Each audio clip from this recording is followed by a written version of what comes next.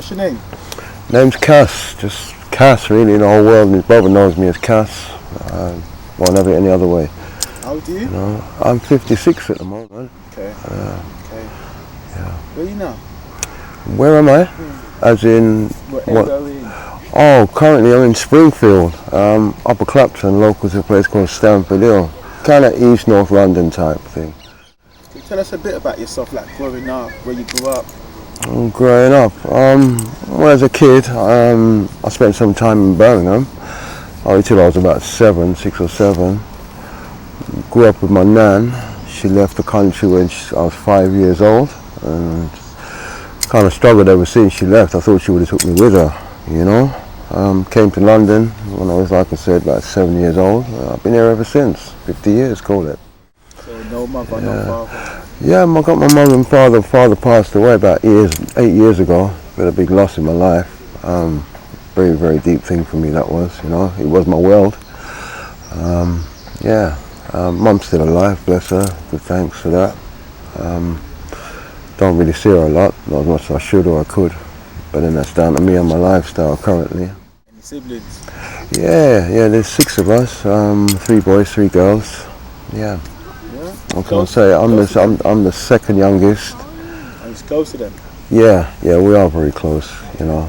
We are very close. Well, I'm the black sheep, what they call it, but, you know, they still love me. Bless them. To London, what, age of 7? Is that About with your 7. grandma?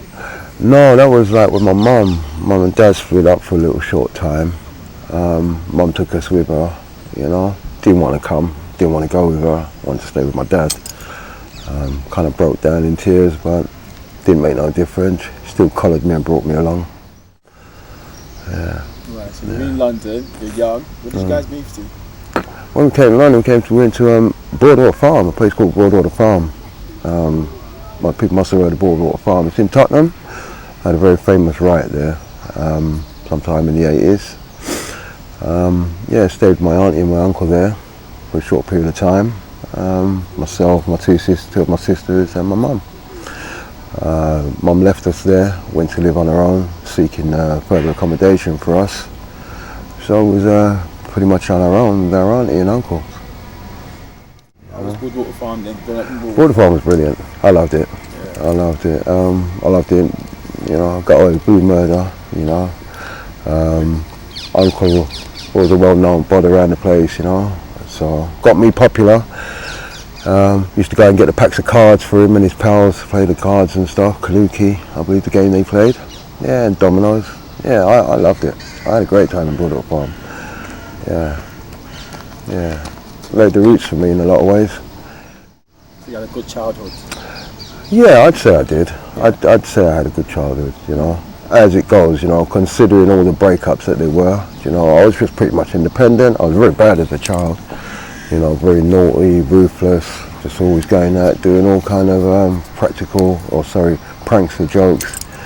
You know, it's the usual stuff, crackers through people's doors, knock down ginger, you know, hit and run, things like that, you know, little petty thieving, just what boys were doing at the time, I suppose.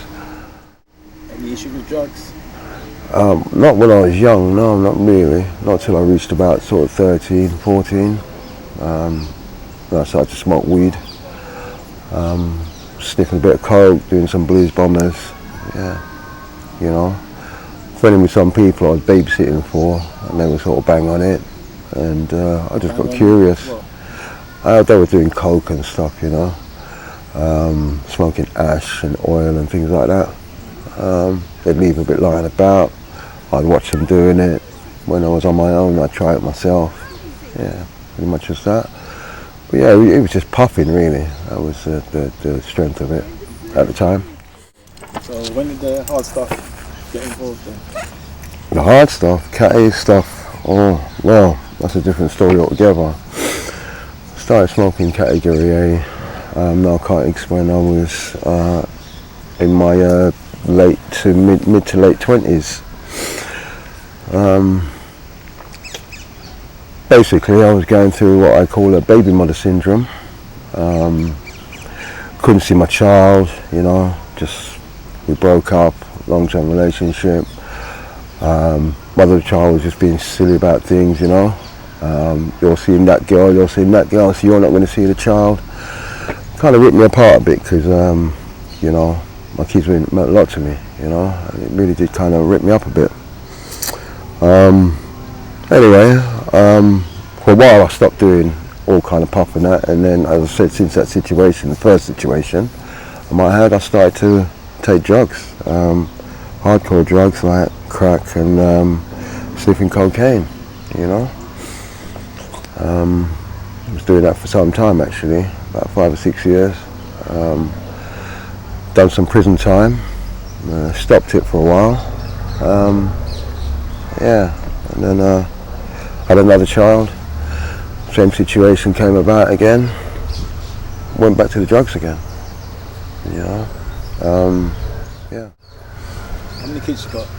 I've got a girl, a boy, a girl. So 2 girls and a boy. Are you in contact with them? Not as much as I should be, could be. So in essence, I would say no. I would say no. Do they know that you're on hardcore drugs? Or?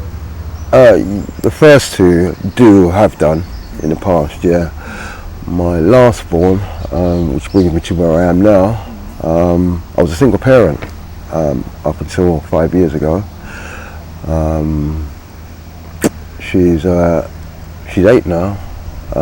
When she was 3 weeks old, I took charge of her through social services, and I allowed the mum to get involved in her life when she turned sort of 3, 4. Anyway, the mum ran off with her. I haven't seen her since. Gave up my home, or our home, and just went on the street and didn't care about anything or anybody. Yeah. So, yeah. Hence self-destruction. So the 2 oldest, what do they think about you being on drugs then?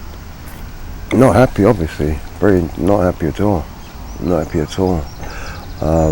We never really spoke, but I do know that they know that I have used in the past. Never really sat down and discussed it in any way. But no, I don't really talk to them about it. They haven't really spoke to me. I'm more sort of there for their advice more than my own personal. Why I haven't pursued them when they're more adults than when they were younger. You know, when they were younger, I pursued them. You know, I really tried to get to see them and spend time with them. But as time went by, it just became less and less easier, and just drifted further and further apart. You know, I see them at family gatherings, but that's about it really. I remember you said you've been to prison. Yeah. How many times have you been to prison? Well, times I can't even count anymore, but I've done 12.5 years out of my 56 years of life behind the door. Yeah. Between 2002 and 2007, I spent probably 3 months on the road. Prior to that, it was intermittent stages. First time I went to jail, I was 17. Came out when I was 19. Yeah. What can I say? Yeah. And then on and off during those late years of 20-ish. Yeah. And what was the cause of dying in? As in what one? Well, my offences are pretty much spent, but they range from criminal damage to serious fraud. Serious fraud? Yeah. Okay. What's the serious fraud? Serious fraud? Yeah. In what aspect? What do you mean? What does that consist of? Serious fraud. Yeah. Serious fraud is major sums, i.e. defrauding or defaulting banks of sums of money from sort of £5,000 upwards. Where do you live now? I'm currently street homeless. I'm sofa surfing in the local area of Springfield and Stamford Hill. Obviously it's not my accommodation, so I'm not obliged to give any specific details, but in general I'm street homeless. So you're homeless, but you have somewhere to stay? I have done since the lockdown, okay. But that's coming to an end, to be honest with you. Because of the lockdown, the government's helping everyone? Well, the government is helping everyone, but I didn't really sort of bother. I managed to reach out to a friend of mine that put me up for a period of time, thankfully. Old school friend of mine. but obviously, like I said, that's come to an end. Before that, and probably back then again, I'm going to be back on the streets. I just build my little camp somewhere or the other, you know, whether it's in, believe it or not, bin shelters, etc., stuff like that. Is there help out there for people that want it? There is and there isn't. There's help if you've got the patience to keep badgering them and getting knockbacks consistently, and then they put you in what they call a hub, and then from you getting a hub, you don't have much choice. They tell you where to go, what to do. If they say no, you can't, you've got no local connections in a certain area that you've been in for the last 10 years, then as far as they're concerned, you've got to go back to the place you were born or where your parents are, or you know, something like that, which is quite ridiculous, to be honest with you. Are you content with your situation? Pardon? Are you content with where you are? No, I'm not content. Come on, bro. How can I be content, man? You know. In truth, though, where I'm concerned, I was all right with it up until about 7 months ago. But no, I don't want to be in this situation anymore. And I've got family out there that want me, that need me. You know, there's many out there that don't. You know, I'm fortunate. I do have a good support network, which I've never taken advantage of.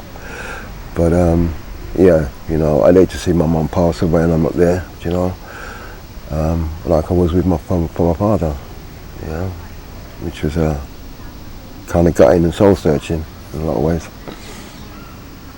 Is there anything you'd like to change, or you wish you could change, if you could go back? Yeah, there is. I would have listened to the 999 people and not given my last born's mother a chance. That turned my life inside out.